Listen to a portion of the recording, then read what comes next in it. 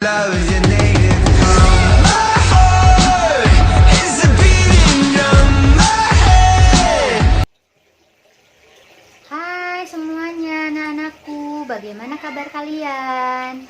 Hari ini ketemu lagi dengan Miss Ros untuk belajar dari buku tema 8.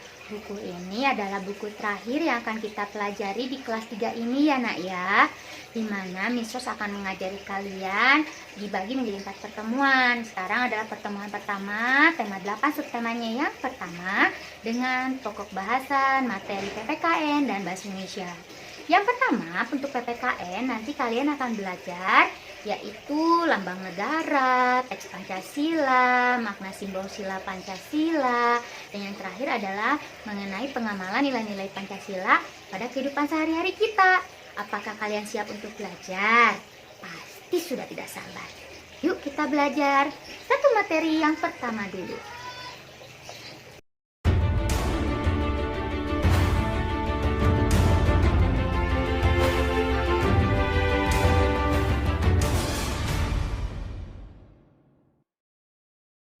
Di ruang kelas, kita selalu melihat lambang negara Garuda Pancasila. Tapi tahukah teman-teman, kisah di balik tercetusnya lambang tersebut? Ayo kita simak bersama sejarahnya. 4 tahun setelah merdeka, Indonesia belum mempunyai lambang negara. Barulah tanggal 20 Desember 1949, Presiden Soekarno menunjuk Sultan Hamid II sebagai Menteri Negara yang tidak memimpin departemen untuk merancang lambang negara. Hamid lalu membentuk panitia lambang negara dengan Ketua Muhammad Yamin dan anggota yang terdiri dari Ki Hajar Dewantara, Muhammad Nasir, M.A. Pelupesi, dan Purbacaraka. Mereka bertugas menyeleksi rancangan lambang negara dari sayembara yang diadakan pemerintah. Dari hasil sayembara, ternyata rancangan yang terpilih adalah karya Sultan Hamid II dan Muhammad Yamin. Namun, pemerintah menolak rancangan Yamin karena dianggap mengandung simbol-simbol Jepang. Hamid menggambar figur burung Garuda berdasarkan masukan Ki Hajar Dewantara yang mengumpulkan gambar mitologi Garuda dari beberapa candi di Jawa. Sketsa itu juga dibuat berdasarkan pengamatannya pada lambang-lambang negara lain yang menggunakan burung elang Raja Wali dengan perisai di dada. Gambar rancangan Hamid diterima pemerintah tanggal 10 Februari 1950. Lalu, 11 Februari 1950, Garuda Pancasila ditetapkan sebagai lambang negara Indonesia.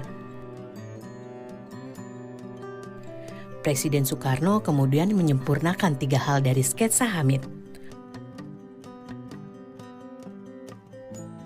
Pertama, menambahkan jambul di kepala Garuda. Kedua, mengubah arah cakar Garuda supaya tidak terlihat terbalik.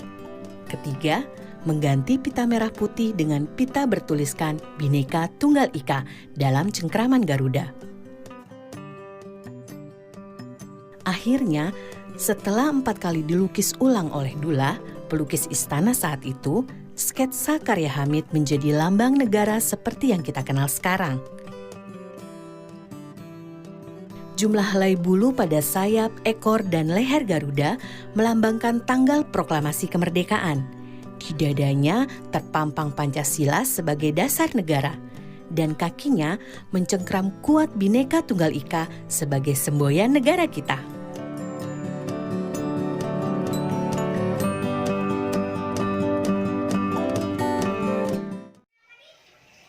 Nah, anak-anak, tadi kalian sudah menonton video yang pertama. Video yang pertama itu adalah video sejarah asal mulanya bangsa kita memiliki lambang negara. Bagaimana akhirnya kita memutuskan bahwa burung Garuda adalah lambang dari negara Indonesia. Selanjutnya kita akan nonton video yang kedua. Halo teman-teman, tahukah kamu bahwa setiap negara memiliki lambang negara yang bentuknya berbeda-beda? Lambang negara menggambarkan kedaulatan, kepribadian, dan identitas nasional dari suatu negara. Kali ini, kita akan belajar mengenai lambang negara Indonesia, yaitu Garuda Pancasila. Pancasila itu dari bahasa apa sih? Pancasila itu asalnya dari bahasa Sanskerta, Bol. Panca berarti 5 dan sila berarti dasar. Jadi, Pancasila berarti 5 dasar yang merupakan landasan dari negara Indonesia. Kalau salah satu sila itu dihapus atau hilang, maka bukan Pancasila namanya. Oh, begitu ya. Lalu kenapa Pancasila harus dilambangkan dengan burung Garuda ya, Pipo? Iya, karena burung Garuda melambangkan negara Indonesia yang besar dan kuat. Selain itu, warna emas pada burung Garuda juga melambangkan kemegahan dan kejayaan. Jadi, warnanya tidak bisa kita ubah sembarangan, Bol. Oh iya, lambang burung Garuda juga memiliki makna lain loh. Wah, apa itu? Bulu sayap yang ada pada burung Garuda berjumlah 17 helai. Bulu ekor berjumlah 8 helai. Bulu pangkal ekor berjumlah 19 helai dan bulu leher berjumlah 45 helai. Coba tebak, kalau disatukan, angka-angka tadi melambangkan apa? Aku tahu, tanggal kemerdekaan Indonesia ya. Betul, 17 Agustus 1945, tanggal kemerdekaan Indonesia. Selain itu, di dada burung Garuda juga terdapat tameng atau perisai. Pada perisai itu terdapat gambar bintang segi 5, rantai emas, pohon beringin, kepala banteng, juga padi dan kapas.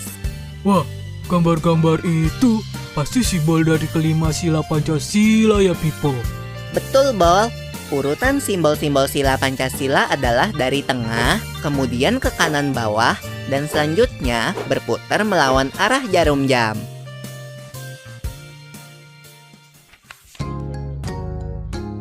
Kalau tulisan Bhinneka Tunggal Ika yang ada di bawah itu artinya apa ya, Pipo? Nah, tulisan itu memiliki arti berbeda-beda tapi tetap satu juga, Bol. Bhinneka Tunggal Ika ini merupakan semboyan bangsa Indonesia yang menggambarkan persatuan dan kesatuan bangsa Indonesia yang terdiri dari berbagai suku, budaya, dan agama. Tulisan itu diambil dari kitab Sutasoma karya Empu Tantular, yaitu seorang pujangga dari kerajaan Majapahit pada abad ke-14. Nah, di Pancasila ini ada ajaran-ajaran yang dapat dijadikan pedoman berperilaku dalam kehidupan sehari-hari, Bol.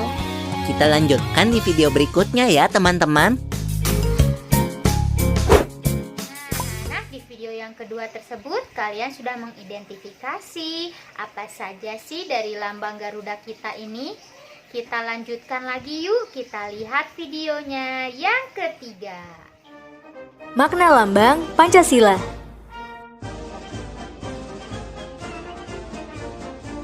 Halo teman-teman, sebelum nonton videonya, subscribe dulu channel Bobo yuk. Aktifkan loncengnya ya. Lalu, jangan lupa juga like dan share video ini. Terima kasih. Indonesia adalah sebuah negara dengan wilayah yang luas. Dasar negara kita adalah Pancasila.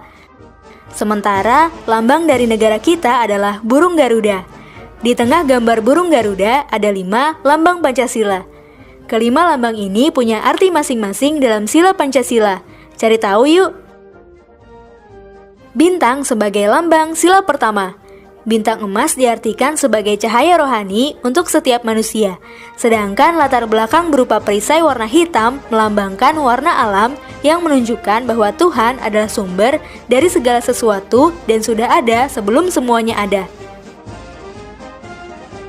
Rantai sebagai lambang sila kedua. Rantai ini terdiri dari mata rantai berbentuk segi 4 dan lingkaran yang saling terkait. Mata rantai segi 4 melambangkan laki-laki, dan mata rantai lingkaran melambangkan perempuan. Gambar rantai yang disusun dari gelang-gelang kecil ini melambangkan hubungan manusia yang saling membantu, baik itu laki-laki maupun perempuan. Pohon beringin sebagai lambang sila ketiga. pohon beringin punya akar tunggal panjang yang menunjang pohon besar ini untuk tumbuh. Akar ini tumbuh sampai ke dalam tanah dan menjalar kemana-mana. Nah, akar dari pohon beringin ini melambangkan Indonesia sebagai negara kesatuan, punya latar belakang budaya yang bermacam-macam. Banteng sebagai lambang sila keempat. Banteng menjadi lambang salah satu sila Pancasila karena banteng termasuk hewan sosial yang suka berkumpul. Hal itu sama seperti saat musyawarah, orang-orang akan berkumpul dan berdiskusi. Padi dan kapas sebagai lambang sila kelima.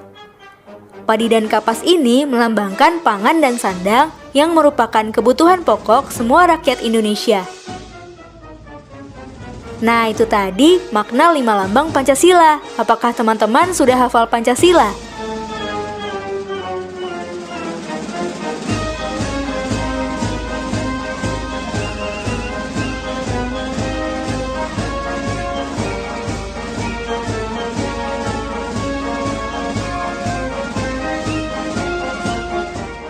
Teman-teman, jangan lupa kunjungi website untuk anak ya, bobo.id. Like, komen, share, dan subscribe juga ke channel Bobo yuk. Nah, sekarang kita tadi sudah melihat videonya yang ketiga. Kalian semua jadi tahu kan apa saja sih makna dari simbol sila Pancasila itu? Yuk kita lanjut, masih ada video loh.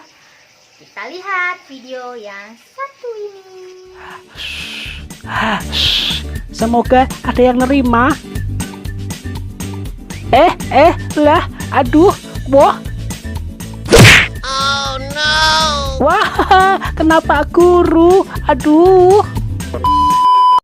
Halo teman-teman, jangan lupa dukung Wowo dengan cara subscribe dan aktifkan tombol loncengnya agar kalau Wowo upload video baru kalian bisa langsung tahu. Oke?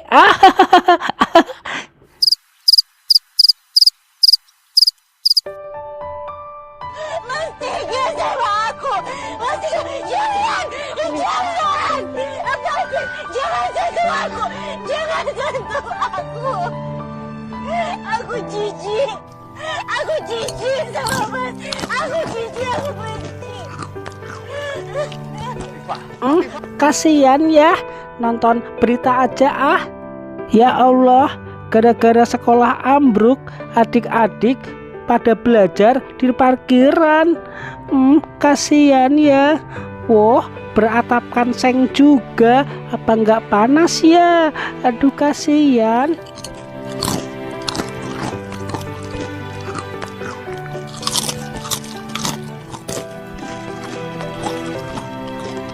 Wowo, sudah jam 9 ini loh. Waktunya tidur. Iya, Pak. Kamu nggak belajar toh, Wo? Emangnya besok nggak ada ulangan? Nggak ada kok, Pak. Ulangannya kan udah selesai semua. Ya kamu harus tidur toh, Wowo, biar besok nggak kesiangan lagi. Iya, Papa. Ini Wowo mau tidur. Teman-teman yang di rumah, pengen tahu dong, kalian kalau tidur jam berapa? Ceritakan ke Wowo ya.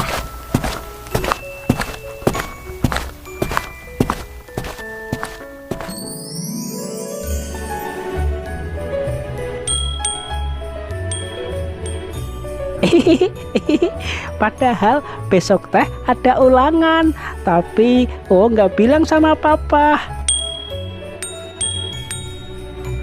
Dan besok ulangan bahasa Inggris.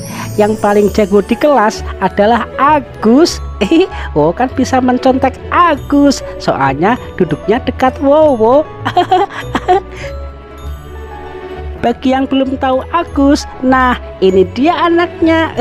Makhluk Tuhan paling pintar di sekolah Wowo.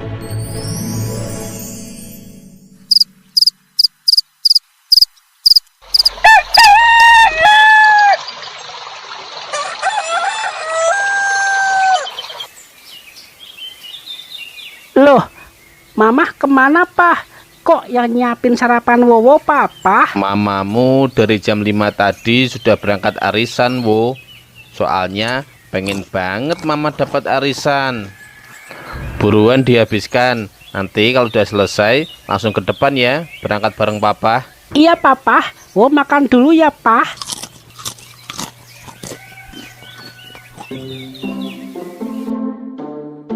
Nggak ada yang ketinggalan kan, Wo? Sudah siap? Yuk berangkat. Udah siap semua kok pah. Ayo berangkat. Ngebut ya papa.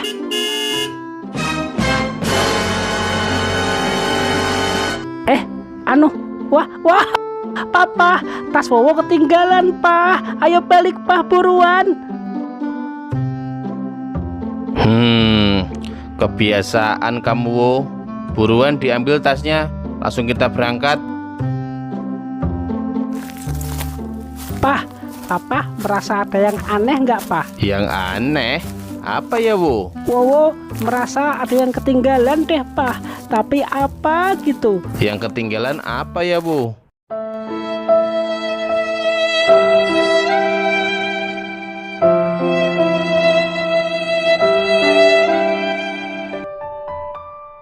Teman-teman, pagi ini Wowo akan ulangan bahasa Inggris. Wowo teh sengaja nggak belajar karena Wowo duduk dekat Agus. Tahu kan Agus, makhluk Tuhan paling pintar di kelas Wowo.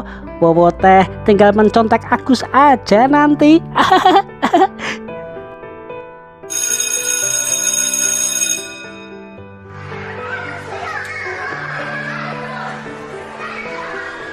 Selamat pagi anak-anak. Apakah kalian sudah siap ulangan? Tapi ada pengumuman. Teman kalian bernama Agus tidak bisa ikut ulangan hari ini dikarenakan masih sakit. Aduh, Agus malah nggak berangkat. Gimana nasib ulangan Wowo? Ulangan akan segera dimulai. Kalian dilarang mencontek ya anak-anak.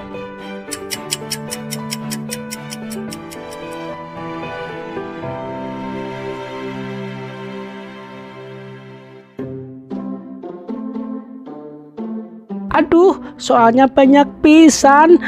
Susah. Purwanto, kasih jawabannya dong Pur. Aduh Pur, jangan pelit dong Pur. Wowo minta tolong nomor 1 sampai 1000 Pur. Apaan sih, Wo? Kamu berisik banget, Pak Guru. Wowo, kerjakan sendiri. Iya Pak Guru, maaf.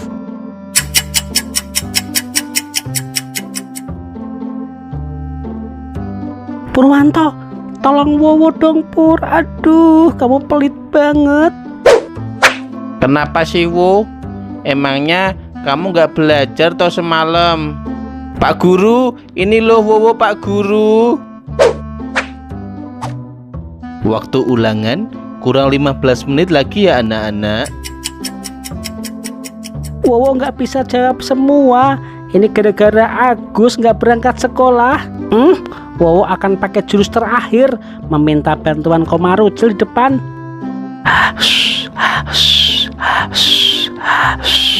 Semoga sampai ke Komarucil di depan.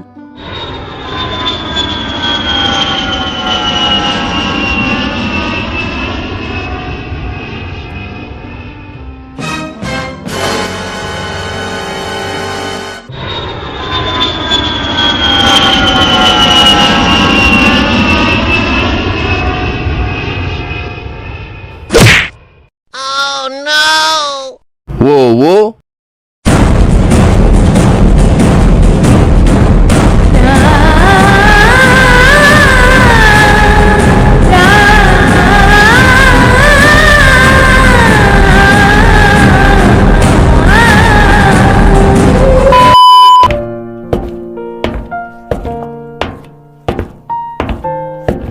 kamu kenapa Towo? Sampai papa dan mama dipanggil ke sekolahan. Anu Pah, nanti akan dijelaskan Papa. Begitulah Pak, Wowo berusaha mencontek hasil ulangan dari temannya. Kamu gimana toh Wowo? Katanya semalam nggak ada ulangan. Tuh lihat, mamamu nangis terus. Maafkan Wowo ya Mama. Pasti Mama nangis karena malu kan dengan ulah Wowo.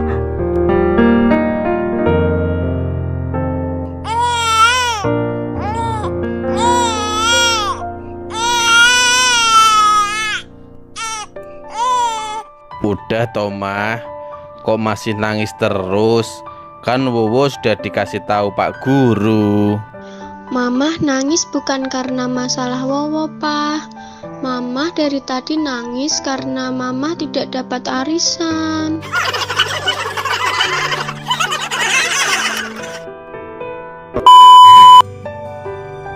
Itulah ceritaku teman-teman. Kata Papa, kita sejak kecil harus belajar mandiri. Jangan selalu mengandalkan orang lain. Termasuk pada waktu kita ulangan. Kita harus mempersiapkan diri dengan belajar sebelumnya. Hayo, siapa yang pernah mencontek saat ulangan di sekolah? Jujur kepada Wowo ya. Wowo pengen tahu. Terus dukung Wowo ya dengan cara subscribe, like, dan share ke teman-teman kalian. Dadah, assalamualaikum. Nah, tadi kamu lihat video Wowo kan? Itu adalah salah satu contoh sikap anak yang tidak sesuai dengan pengamalan sila Pancasila. Menurut kamu sikap Wowo melanggar dari pengamalan sila Pancasila yang keberapa ya? Ayo, siapa yang pernah menyontek di kelas? Nanti Miss Ros kasih tahu ya sila keberapa. Yuk kita lihat satu video lagi.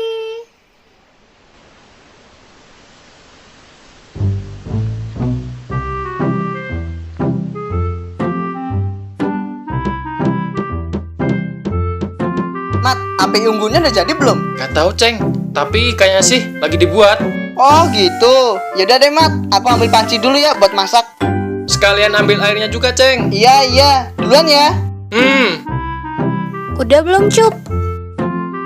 Sebentar. Nah, nyalain HP-nya. Kamu kasih tahu ke Aceng ya, Cup, kalau api unggunnya udah jadi. Aku sama Putri mau pergi dulu. Iya.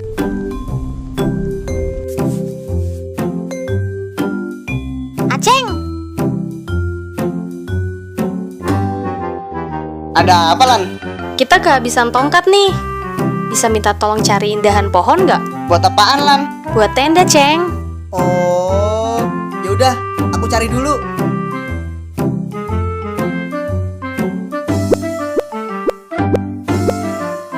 Lagi ngapain Ceng? Tadi Olan minta tolong ambilin dahan pohon. Tapi pohonnya tinggi banget. Mat, kita sungging ya. Aku di bawah, kamu di atas. Mat, kamu kentut. Maaf Ceng, kelepasan. Kamu gak apa-apa kan Ceng? Gak apa-apa kok Mat. Aku kasih dulu ya dahan pohonnya. Lan, ini dahannya. Makasih ya, Ceng. Sama-sama.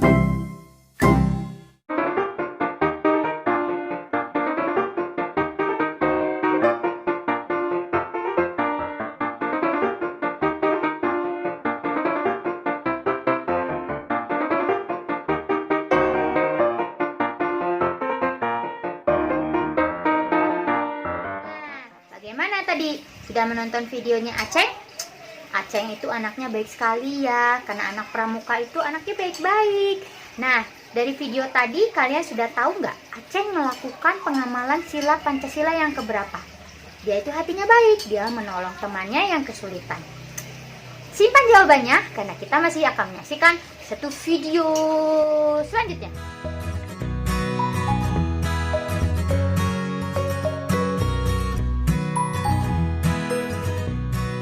Ayah sedang apa? Oh, ini naruh beras jumputan. Beras jumputan itu gunanya buat apa? Ayo anak-anak, minum dulu. Itu salah satu simbol gotong royong di Indonesia. Juga membiasakan keluarga kita menabung. Di daerah lain ada juga. Di Jawa Barat sebutnya parelek. Oh gitu ya. Membangun jembatan dan pindahan rumah pun, masyarakat Indonesia selalu bergotong royong. Semua daerah punya kebiasaannya masing-masing. Tapi intinya sama, gotong royong. Gotong royong adalah budaya kita. Keluarga hebat, keluarga terlibat.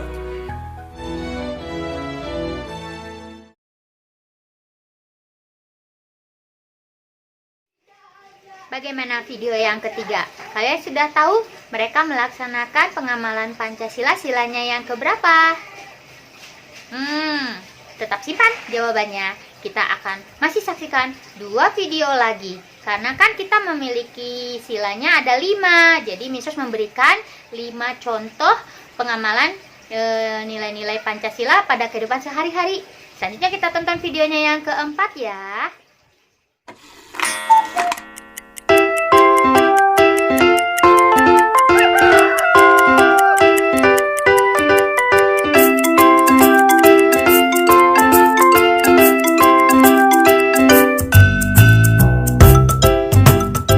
Seperti biasanya, Bunita datang terlambat.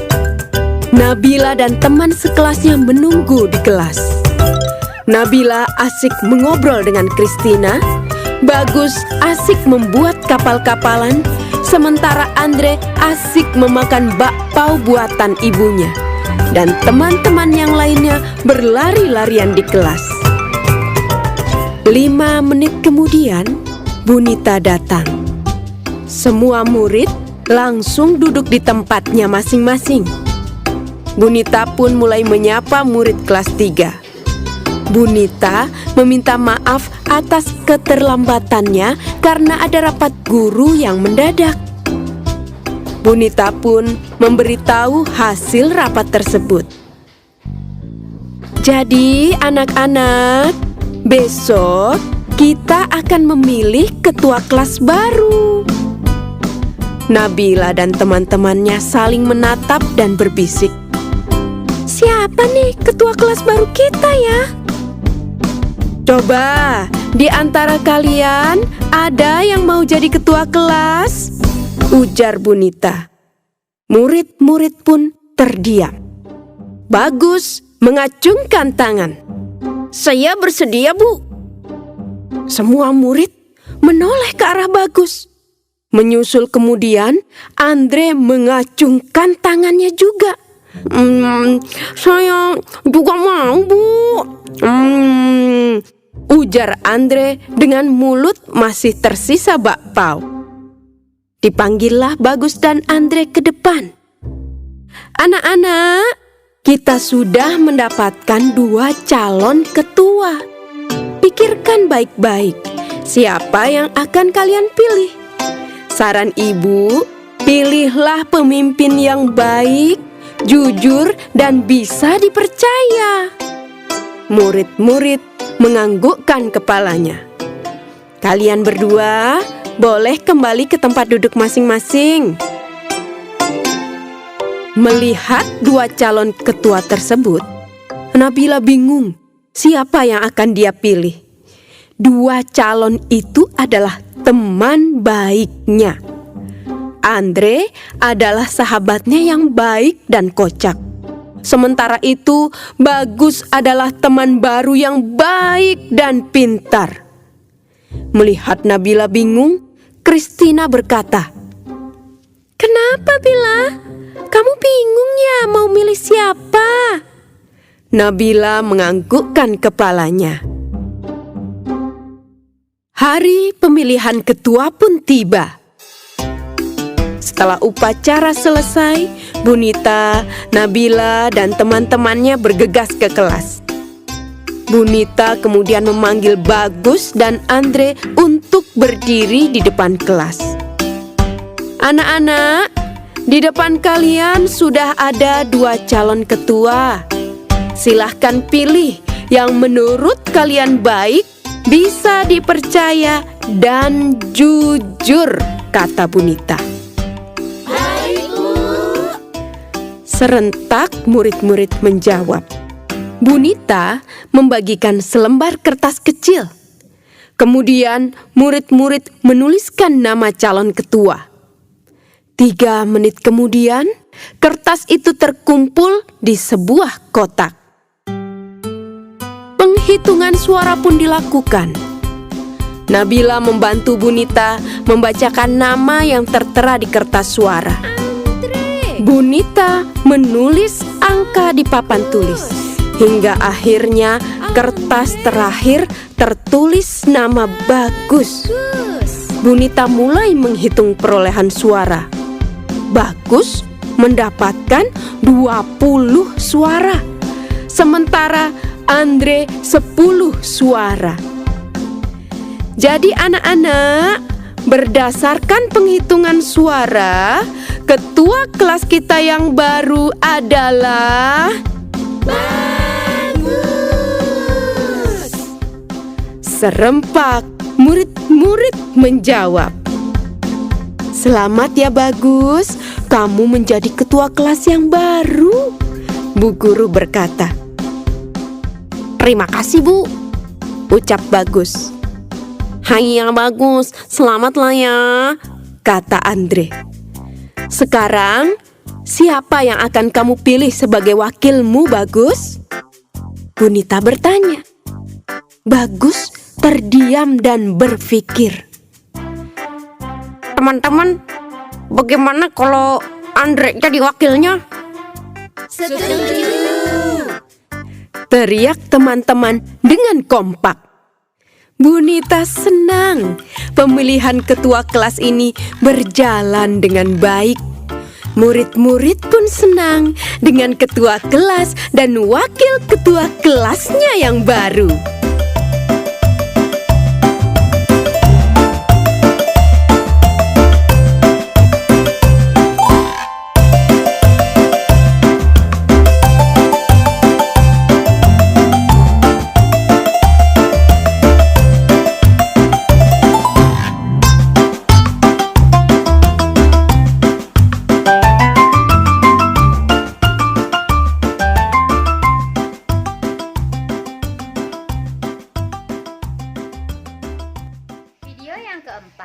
Sudah kalian tonton, kalian pasti sudah bisa menebak dong video tersebut melakukan pengamalan Pancasila sila yang keberapa ya? Oke, terakhir kalian akan melihat satu video terakhir. Yuk saksikan. Pamit dulu ya Bu. Ya, hati-hati nak. Berangkat dulu ya Pak. Sekolah yang bener nak.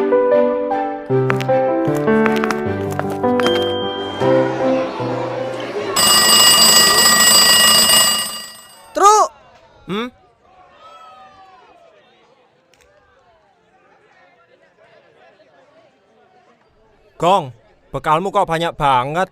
Bagi dong. Badanku kan lebih besar dari kamu, Truk. Wets.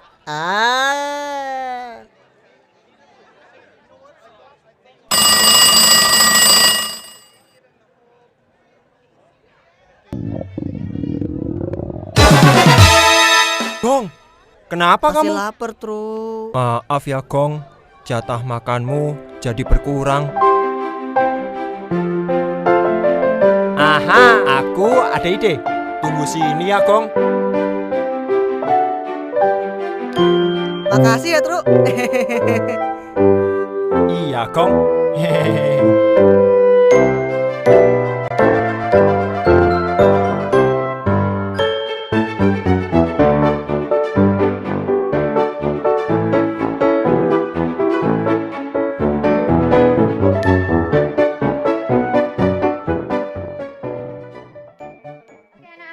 Kita sudah berada di penghujung pembelajaran materi tema 8, subtemanya yang pertama mengenai materi PPKN. Tadi dari awal Miss ingetin lagi ya. Video pertama itu kita sudah belajar sejarah awal mula mengapa bangsa kita memiliki atau memilih lambang Garuda sebagai lambang negara Indonesia. Lalu kita juga sudah belajar video keduanya yaitu mengidentifikasi lambang negara apa saja. Lalu kita juga sudah belajar apa saja sih makna simbol dari sila-sila Pancasila tersebut. Terus Miss juga sudah memberikan 5 contoh video pembelajaran mengenai contoh perilaku yang sesuai dengan nilai-nilai Pancasila atau pengamalan nilai-nilai Pancasila pada kehidupan sehari-hari. Baiklah anak-anak, video yang pertama sampai kelima itu berurutan ya. Yang pertama dia sudah mencontek itu tidak mengamalkan pengamalan Pancasila sila pertama ya. Jadi jangan mencontek. Kalau anak tidak mencontek berarti dia sudah mengamalkan pengamalan Pancasila sila pertama. Terus yang kedua, videonya adalah ketika kita menolong teman yang kesulitan, berarti kita sudah mengamalkan Pancasila kedua. Yang ketiga adalah saling gotong royong. Itu adalah untuk pengamalan Pancasila sila ketiga. Untuk yang keempat adalah ketika kita memilih ketua kelas. Itu juga sudah menunjukkan bahwa kita mengamalkan Pancasila sila keempat. Yang kelima adalah bersikap adil. Tadi temennya itu makan makanan temennya, jadi akhirnya dia kenyang tapi temennya masih kelaparan. Karena dia merasa gak enak hati, dia menggantikan makanan yang sudah dia makan dengan membeli makanan lain. Jadi dia berusaha bersikap adil kepada temannya. Itu merupakan sudah melaksanakan pengamalan Pancasila silanya yang kelima. Itulah materi PPKN tema 8 subtema 1. Berarti sekarang adalah materi terakhir, yaitu bahasa Indonesia.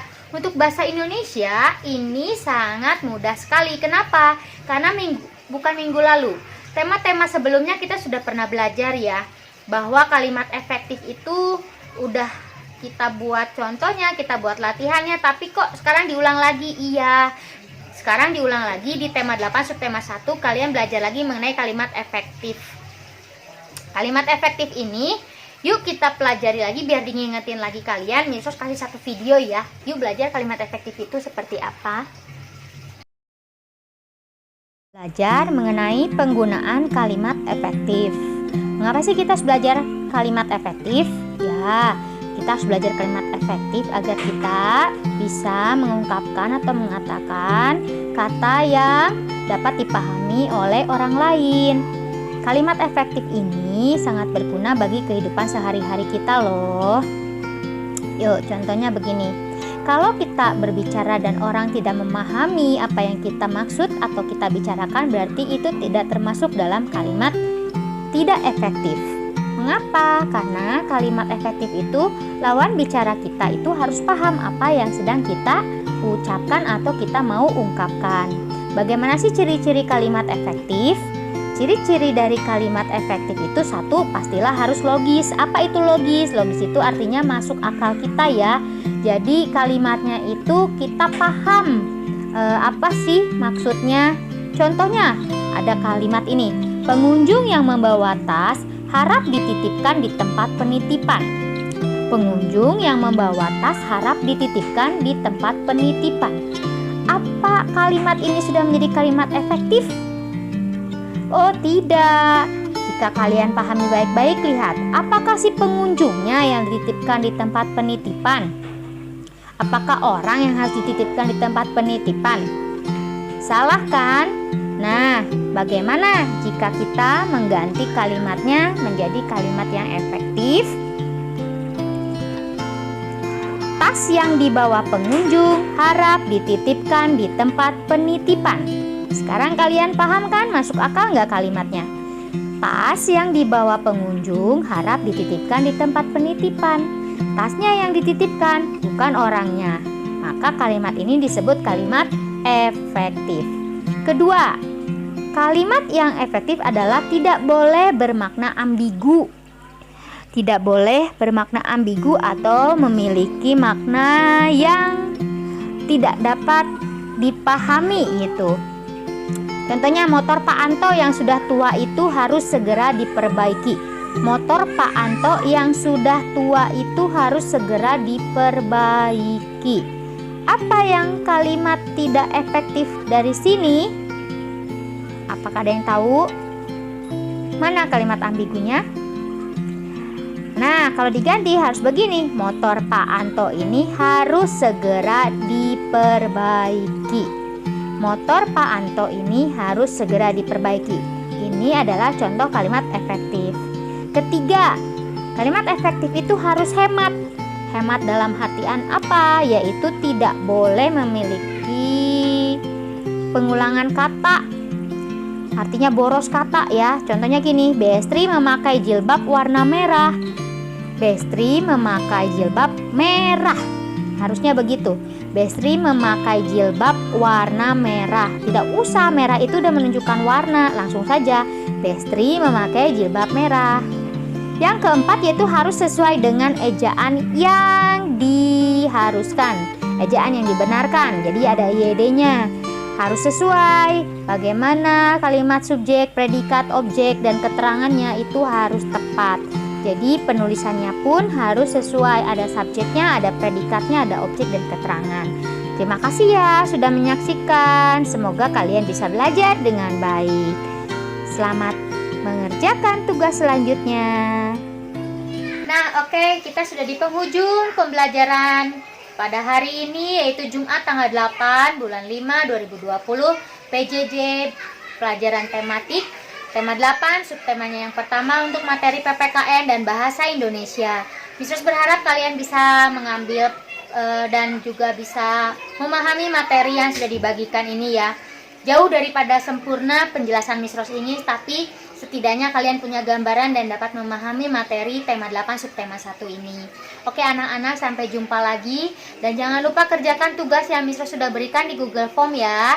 Kerjakan dengan baik, kalian boleh buka catatan yang sudah Miss Rose berikan juga. Terima kasih banyak, Tuhan memberkati kalian semua.